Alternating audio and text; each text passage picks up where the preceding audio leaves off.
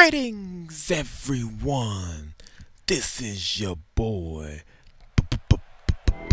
Babia, 1984, coming to you with another one of those WWE 2K16 play.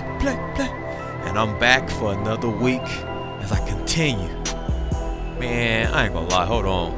That intro nice, man. I ain't gonna lie to you, man. That's that darkness, man. I love it. But I'm back with another one of those my career gameplays. I got my character Babia, 1984. In the last episode, man, we lost our debut match in NXT to Sami Zayn, I don't know. But I gotta make a comeback here, man. So I'm gonna be facing Finn Balor. And hopefully we can get back on track so I can continue to push forward to move my rank up so that I can take on whoever the NXT champion is. I think it's Hideo Itami right now, but I need to get back on track. But as I say, man, every week, once or twice, I'm gonna do one of these gameplays and continue to bring you guys along as I try to, you know, make it to the top, you know, in the WWE my career. But as usual, I want to turn this into a topic-driven gameplay. So last week we talked about Roman Reigns as he, you know, basically going to be John Cena 2.0. So today, I would like to talk about the guy that's pretty much my favorite wrestler in the industry, one of my favorites, and that's the WWE World Heavyweight Champion, Seth Rollins. And my thing is, I want to know, is Seth Rollins, is his world title reign, the title that he won at WrestleMania, he's been holding on to until this time, almost 8 months, is this the worst title reign of all time? And I say that because I was one of those ones that was cheering for him to win the title, or cheering for him to run in and win the title at WrestleMania, because I was not ready for Roman Reigns to win it. So I was like, anyone but you, Roman. And ever since Seth won the title, I just have not been happy with this title reign. I mean, I get it. He's being booked as a cowardly heel that you know, walks around. He's brash. He's arrogant, but yet he loses on a consistent basis. I mean, he loses on Monday Night Raw, he loses on SmackDown in these non-title matches. And I'm not talking about being disqualified, like these disqualified losses. I'm talking about he's losing cleanly, like to John Cena. I mean, everybody loses cleanly to John Cena, but he's losing to John Cena. He's tapping out.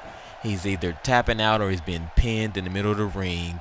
Hell, he even lost to one of his to J&J Security. He lost to one of those guys, you know, when they had the handicap match. And it had me thinking, who else has had title reigns like this where you're losing cleanly on a consistent basis? You're always running away from your battles. I just don't remember seeing that type of thing. And then, I mean, I look back at some of the other guys who I think have had bad title reigns. Like one of the guys that come to mind, and please, folks, in the comment section, please, I love when you guys, you know, open up and talk to me. You know, I'm there to read your comments and talk back to you. But I think back to Big Daddy Cool Diesel when he won the title from Bob Backlund back in the early 90s.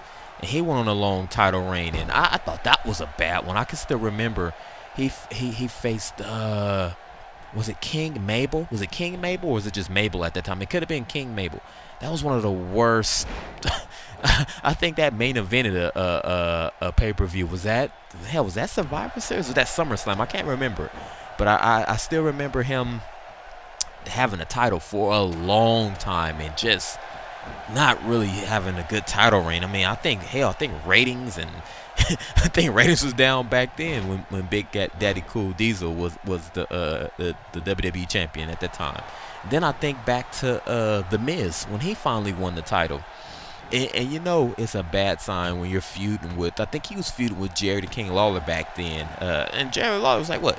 Wasn't he in his early 60s back then? And I'm you're the heavyweight champion and you're feuding with him. And hell, it's even worse when at WrestleMania you're in the main event against John Cena, and yet you're pretty much considered the afterthought. They were setting up John Cena versus The Rock at that time. It wasn't even about Miz defending the title. It was about The Rock and John Cena. That was like a complete slap in the face to be the world champion, and you're an afterthought. Same thing can be said about Seth Rollins while during this title reign. Oh gosh, come on. Oh man, okay, I'm messing up here. But as I was saying, he fought Brock Lesnar at was it Battle, what pay-per-view? They changed the pay-per-view name so often. I think Battleground or Battle something. And Seth Rollins became an afterthought because they used that to set up the Undertaker versus Brock Lesnar. It's like, dude, I'm the WWE World Heavyweight Champion. I should not be an afterthought. That's the way I look at it, folks. I just felt like that just shouldn't be done. And as I said in the last week's episode, I'm pretty much ready for Seth Rollins to drop the title. If it has to be to Roman Reigns, I'm okay with that. I'm ready for him to drop the title. I'm ready for him to turn babyface because his cowardly heel character is just not working for me. I look back to some of the greatest heels in the history. I look back to when Ric Flair was a heel with the Four Horsemen. Yes, they interfered to help. Oh, good job. They interfered to help him keep the title. But still, at the end of the day, Ric Flair was in there doing his business, man. He was in there taking care of business. You know, he wasn't the afterthought. Triple H, the same thing when it was Triple H and the Evolution. Yes, Ric Flair was at ringside for a lot of those matches and interfering and helping him keep the title. But I always had that feeling that Triple H, which he was the cerebral assassin, he was in there and he was taking care of business. And like, he was just ruthless, and he was pretty much the smartest wrestler, you know. And I didn't really see Triple H as this cowardly heel. You know, even when I think about Edge, he was the ultimate opportunist. He was kind of like a sly guy, you know. He kind of picked his spots. When I look at my boy Seth Rollins, it's just, no, he's a coward. That's what I see. He's a coward heel that talks a big game. He's delusional, but he's just not taking care of business, you know. He's always running away from his battles, and I just don't think that's the way it should be for him. He should have been like how CM Punk was like, I'm the best in the world and I'm gonna prove it to you. I think his moveset basically is a babyface moveset. I mean, he's a high flyer. He does these amazing moves. I mean, that move he did with John Cena, when he put him on the top rope and he did him a superplex, held on to him, flipped over, picked him up and suplexed him again. That move was a OMG moment. You know, that whole diving through the ropes thing he does. The oh my God, oh I'm spazzing out. The finishing move he does, the corkscrew. I know it has a name for it. I'm so sorry I'm forgetting it, folks. Please, if you know it, please tell me in the comment section. But that thing he did when he fought John Cena and Brock Lesnar, when he flipped and corkscrew, it was almost like the reverse red arrow that Neville does. It's such an amazing move. Like, he should be bringing that out more often, you know.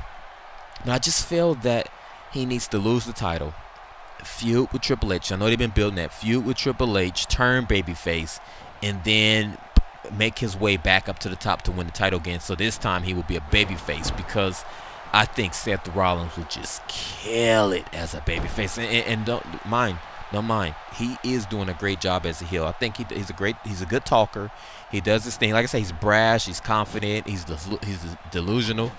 He's out there. But I just think it's time for him to turn to a babyface and then win the title back in I guess in about, you know, 6 months, or I don't know how long he should go without the title, but turn babyface. And I know the crowd will be behind, because the crowd's behind him now. Because when Seth Rollins puts on his white Power Ranger outfit for a big pay-per-view match, the man comes out and puts on the show. I mean, when he faced John Cena at SummerSlam, that was just mwah. That was just, I thought that was a 5-star match. I mean, and then the ending with Jon Stewart. I mean, I really would have loved. I would have loved to see Seth Rollins win that match clean, but that's okay. You know, that's okay. Oh man, was that? No, that wasn't a go to sleep. No, it wasn't a go to sleep. Oh my gosh. Okay, hold on. I'm getting sidetracked, folks. I'm sorry. I'm getting into this. Come on. Don't you let him hit you with that. Don't let him. Do not let him. He wasting so much time. Don't let him. Damn it. Damn it. Oh no. Oh no. Oh no. Oh boy.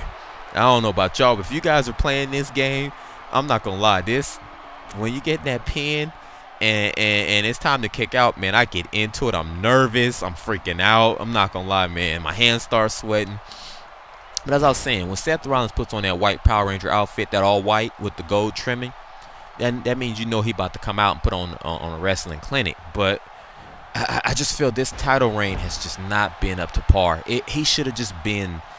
They should have pretty much booked him as, hey, I'm the best in the world, and I'm gonna prove it to you. And still be brash, be overconfident. You know, just still be that guy that talks so much, but at the same time have the baby faces that come out and go, hey, I can't stop you, because he's had a few good matches. I mean, he fought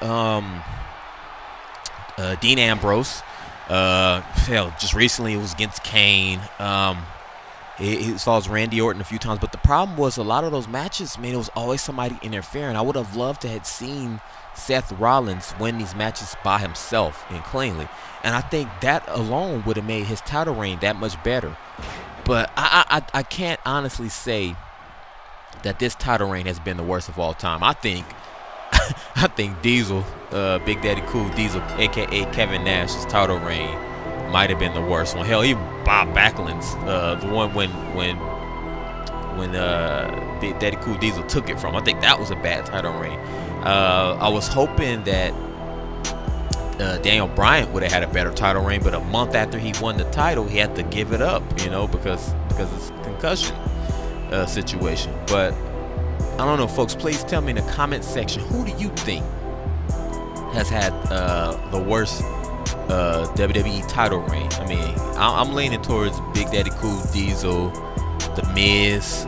I don't necessarily want to say Seth Rollins, because he has put on good matches during his title reign. It just seemed like he's been booked so poorly to lose consistently and to be booked as a cowardly heel that it just affects his title reign. It's not the worst. I don't think it's the worst, but it hasn't been, the creative hasn't done him any favors. And I just think it's time for him to pretty much, you know, drop the title. He's held it for a long time. Drop the title, go through a babyface turn. Oh, that's a great match. Okay, could have been 4 stars, but that's okay.